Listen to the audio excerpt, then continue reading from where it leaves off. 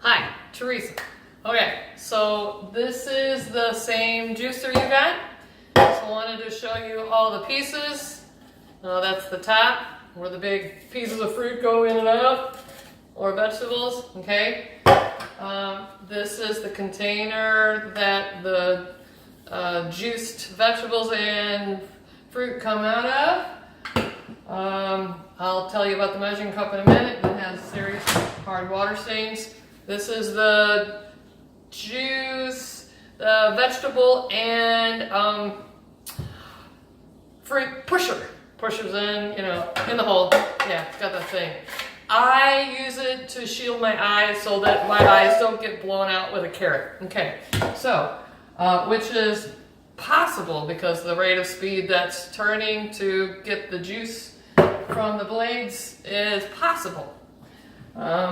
So this is the actual blades. I didn't clean this really well this last time, but don't look too close at this.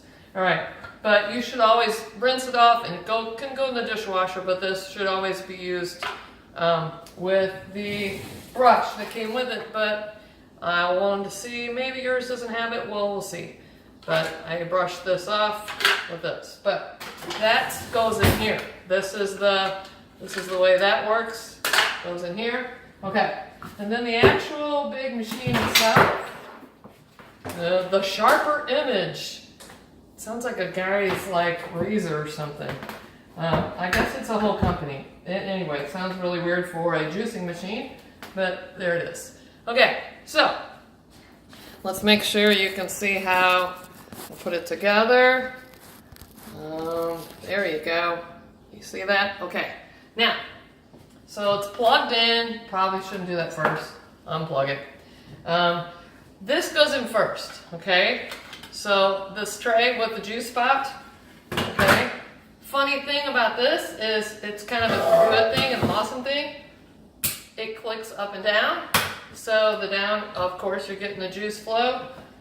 When I don't want it to drip everywhere when I'm finished, I click it up, okay? I'm gonna go ahead and click it down for now. I put the cutting, the thing that spins and actually snaps down. You have to kind of turn it a little and it'll snap down. And here's my hard water mess. Sorry, don't look at my measuring cup and judge me by that. But I don't have a glass. Well, I do, but it's easier for me to just put the measuring cup underneath there, and that way I can actually see how much I'm getting.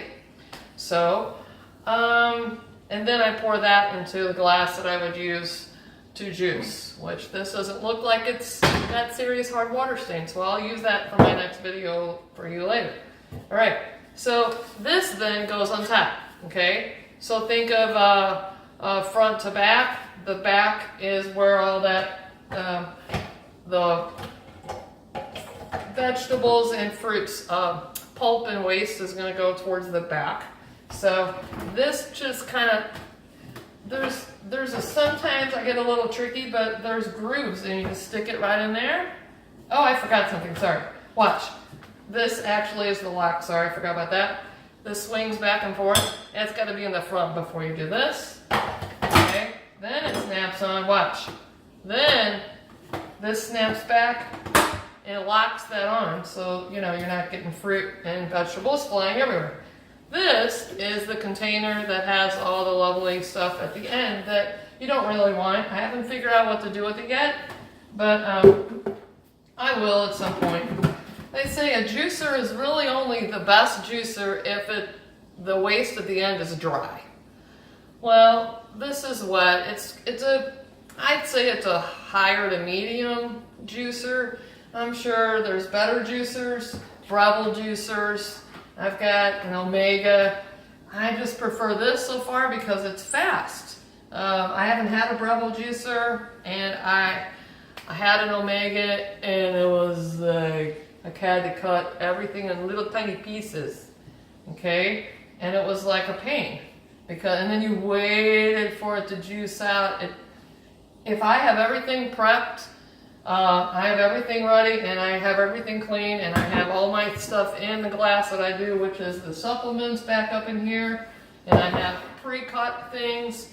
I take out my handfuls of everything and I get ready and I plug it in. I turn it on. It sounds like this. It's a little loud. And then I just take the handfuls of what I want to put in. Actually, I have preloaded most of the time. I preload the cylinder that's at the top first. I preload that and then I'll put this over it, and it's really sometimes not to push but to shield my eyes, seriously. So like the chunks of the carrots and stuff, I've actually seen one fly out over in the other part of the kitchen. So when you got it all in there and you've got kale or you got other stuff like that, you can actually push it down. But so I turn it on, and then as I push, it's coming out. But not right now because I don't have anything. Okay? So I always turn it off before I lift this out of there just in case, because there could be still things floating around it and actually flying around. So I'll show you the other part of it later. I just wanted to show you how that works. So when you're all done and you got your juice and you pour it in okay, all right, I would flip that up so you're not making a mess here. You unplug it, and then it simply comes off like that. And for me, I take both of these, I tilt it up carefully, and I lift the container like that, and I go right to the garbage disposal, which I don't use a whole lot. I'd rather empty it in the trash, and then it just goes out, okay? So, easy peasy.